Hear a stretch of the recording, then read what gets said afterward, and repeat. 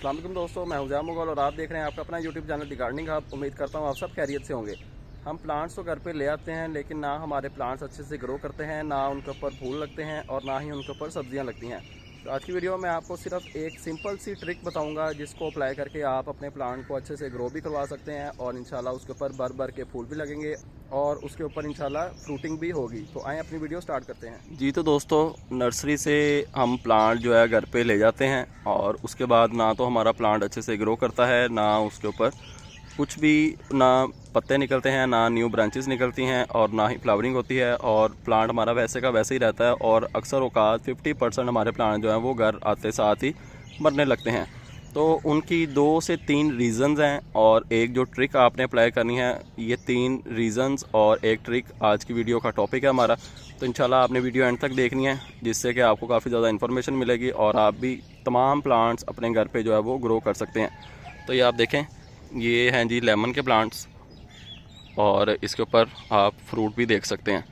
तो सबसे पहली और सबसे इम्पॉर्टेंट बात ये कि फल, फूल और सब्ज़ी, ये 3 ऐसी चीज़ें हैं जिनको हमने रखना होता है जी फुल सनलाइट के अंदर। ये आप देखें, सूरज की धूप के बिल्कुल नीचे ये पड़े हुए हैं हमारे फ्रूटिंग प्लांट्स और ये भी फ्रूटिंग प्लांट्स हैं सारे। वो पीछे बैंगन के प्लांट्स पड़े हैं, कुछ मिर्चों के हैं, ये लेमन के हैं और ये फ्लावरिंग प्लांट्स हैं। ये सारे के सारे जो है फुली धूप के नीचे पड़े हुए हैं। सबसे इम्पोर्टेंट बात ये है कि फल, फूल और सब्ज़ी ये फुली धूप के अंदर आपने इनको रखना है। कोई भी आपको कहता है कि फल, फूल और सब्ज़ी, किसी भी किस्म का फल वाला पौधा, फूल वाला और सब्ज़ी, अगर वो कहता है कि आपको कि ये इंडोर ग्रो कर सकता है, ग्रो तो कर सकता है लेकिन उसके ऊपर फ्लावरिंग नहीं होगी और ना ही फ्रूट लगेगा, तो आपने इनको रखना है जी फुल सनलाइट के अंदर। और सबसे मेन इम्पोर्टेंट बात ये कि आपने इसकी टाइम टू टाइम करनी होती है गोडी। गोडी हम तब करेंगे जब हमारी मिट्टी अच्छी होगी और प्लांट जो है उसको गोडी का फ़ायदा भी होगा। अगर हम चिकनी मिट्टी के अंदर अपना प्लांट लगा देंगे और 10 से 15 दिन के बाद रेगुलर गोडी करेंगे तो उस गोडी करने का कोई फ़ायदा नहीं होगा। सबसे पहले आपने प्लांट की मिट्टी अच्छी करनी है। जितनी अच्छी मिट्टी आप प्रोवाइड करेंगे उतना ही अच्छा आपको रिज़ल्ट देखने को मिलेगा। तो मिट्टी हम कौन सी यूज़ करें, मैंने काफ़ी ज़्यादा वीडियोस बनाई हैं कि बल मिट्टी के अंदर आप जो है अपना प्लांट लगाया करें, जिससे कि आपको काफ़ी अच्छा रिज़ल्ट देखने को मिलेगा। बल मिट्टी की पहचान भी मैंने आपको 2 से 3 वीडियोस पहले एक वीडियो बनाई थी, उसके अंदर बल मिट्टी की पहचान भी बताई थी मैंने आपको और घर पे उसे रेडी करने का तरीका भी बताया था। तो ये आप देखें, बल मिट्टी के अंदर ये हमारा प्लांट लगा हुआ है और इसको मैं आराम से इसके अंदर ये टूल अपना इंसर्ट कर रहा हूँ और मिट्टी ऊपर से उभरती जा रही है। तो अगर हम चिकनी मिट्टी के अंदर ये प्लांट लगाया होता तो इतनी आसानी के साथ इसकी गोडी नहीं की जा सकती।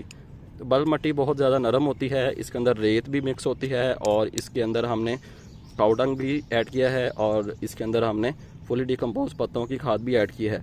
तो ये 3 कंपोनेंट होते हैं जो कि मिट्टी को बेहतरीन बना देते हैं। और अक्सर मैं वीडियोस वगैरह देखता रहता हूँ यूट्यूब पे, फेसबुक पे। काफ़ी ज़्यादा गार्डनर जो हैं वो ये कहते हैं कि जी मिट्टी के अंदर ये डालें तो मिट्टी नरम हो जाएगी, मिट्टी के अंदर ये डालें तो आपको बहुत अच्छा रिज़ल्ट देखने को मिलेगा। लेकिन जो रिज़ल्ट हमें 3 चीज़ें जो मैंने अभी आपको बताई हैं, मिट्टी, बल मिट्टी और उसके अंदर फुली डिकम्पोज गाय का गोबर और उसके अंदर फुली डिकम्पोज पत्तों की खाद, ये 3 ऑर्गेनिक चीज़ें जो हमें रिज़ल्ट दे देती हैं, वो आर्टिफिशियल चीज़ें हमें रिज़ल्ट नहीं दे सकती। तो वीडियो मैं देख रहा था, उसके अंदर उन्होंने बताया जी इसके अंदर हम जो है लकड़ी का बुरादा, जो कारपेंटर्स होते हैं जब वो लकड़ी का काम कर रहे होते हैं तो लकड़ी के छोटे छोटे से ज़रात नीचे गिरते रहते हैं और वो बूरे की शक्ल ले लेते हैं। तो उन्होंने बताया जी बूरा इसके अंदर डालने, मिट्टी नरम हो जाएगी, प्लांट को ये हो जाएगा, वो हो जाएगा। तो बूरा डालने का कोई भी मकसद नहीं है इसके अंदर। सिंपली आप इसके अंदर ये 3 चीज़ें बस ऐड करें, बल मिट्टी ऐड करें और उसके अंदर आप जो है फुली डिकम्पोज गाय का गोबर और फुली डिकम्पोज पत्तों की खाद, बस ये 3 चीज़ें इसके अंदर ऐड करें। 10 से 15 दिन के बाद जिस तरह मैंने गोडी की है, या टूल की मदद से, आपके पास ये टूल नहीं है तो आप किसी भी चीज़ की मदद से प्लांट की गोडी कर सकते हैं। तो ये 2 से 3 इंच इसको जो है आप इंसर्ट करें इसके अंदर और इसको मिट्टी को हटाते जाएँ। दोबारा मिट्टी को जो है उसकी जगह पे वापस ले जाएं। तो इसके बेनिफिट्स क्या होंगे ये भी मैं आपको बता देता हूँ। सबसे पहला इसका मेन बेनिफिट ये होगा कि इसको जो हम पानी देंगे, पानी नीचे तक मिट्टी को मिल जाएगा और रूट्स को भी मिल जाएगा और जो हम खाद ऐड करेंगे वो भी नीचे तक रूट्स को मिल जाएगी। तो एक तो बेनिफिट इसका हो गया ये। दूसरा बेनिफिट इसका ये है कि इसके एयरेशन सिस्टम जो है वो बना रहता है। लोग कहते हैं कि जड़ों को हवा नहीं लगनी चाहिए, लेकिन जड़ों को भी हवा की ज़रूरत होती है, जड़ों को भी ऑक्सीजन की ज़रूरत होती है, लेकिन इतनी ज़्यादा नहीं कि हम इसको निकाल के बिल्कुल साइड पर रख दें ताकि जड़ों को हवा लगती रहे। इतना भी आपने हवा नहीं लगवानी जड़ों को, बस इसकी आप एयरेशन सिस्टम जो है वो उसको बेहतर बनाते रहा करें। 10 से 15 दिन के बाद वो किस तरह बेहतर होगा, वो होगा जी गोडी करने से। गोडी करने से इसका एयरेशन सिस्टम बेहतर होगा, फालतू जड़ें जो हैं वो कट हो जाएंगी, न्यू जड़ें इसकी बनेंगी, और जड़ों को जो है जितनी नरम मिट्टी प्रोवाइड करेंगे जड़ें उतनी ही ज़्यादा ग्रो करेंगी। और अगर जड़ें ग्रो करेंगी तो ज़ाहिर सी बात है हमारा प्लांट भी ऊपर से अच्छे से ग्रो करेगा। और इसका जो सबसे मेन बेनिफिट है गोडी करने का वो ये है कि आप देखें इसके अंदर काफ़ी ज़्यादा घास उगी हुई है, वीड्स जड़ी बूटियाँ उगी हुई हैं जो कि हमारे प्लांट की पावर को सक कर रही हैं। तो गोडी करने से ये सारी की सारी वीड्स जो हैं ये भी ख़त्म हो जाएंगी। और अगर हम रेगुलर बेसिस पे गोडी करते रहेंगे तो इसके अंदर ये जड़ी बूटियाँ कभी भी ग्रो नहीं करेंगी, क्योंकि जो मिट्टी एक जगह पे ही स्टेबल रहती है उसके ऊपर गोडी नहीं की जाती टाइम टू टाइम, तो वहाँ पे ये जड़ी बूटियाँ और फंगस, ये अलगा वगैरह, ये सारी चीज़ें अटैक करती हैं और हमारे प्लांट्स की रूट्स को ब्लॉक कर देती हैं। ना उन्हें पानी मिलता है, ना उन्हें खाद मिलती है टाइम टू टाइम।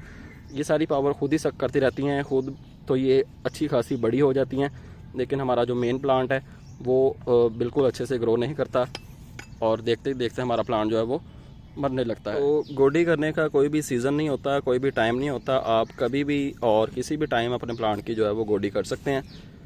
आपको इंशाल्लाह बहुत अच्छा रिज़ल्ट देखने को मिलेगा। आप हफ्ते में एक बार गोडी कर सकते हैं या 15 से 20 दिन के बाद भी गोडी कर सकते हैं, लेकिन गोडी आपने लाजमी करनी है।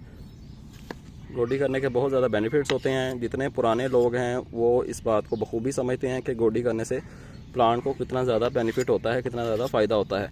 तो ये है जी मिट्टी को सबसे ज़्यादा आसान तरीका मिट्टी को नरम करने का। और जब आप गोडी करें तो इसके अंदर हल्का फुल्का सा फर्टिलाइज़र ऐड कर दिया करें, चाहे गाय का गोबर ऐड कर दें, चाहे पत्तों की खाद ऐड कर दें, लेकिन जो भी आप फर्टिलाइज़र ऐड कर रहे हैं मेक श्योर कि वो फुली डिकम्पोज हो, अच्छी तरह से वो पक गया हो और वो इस्तेमाल के काबिल हो।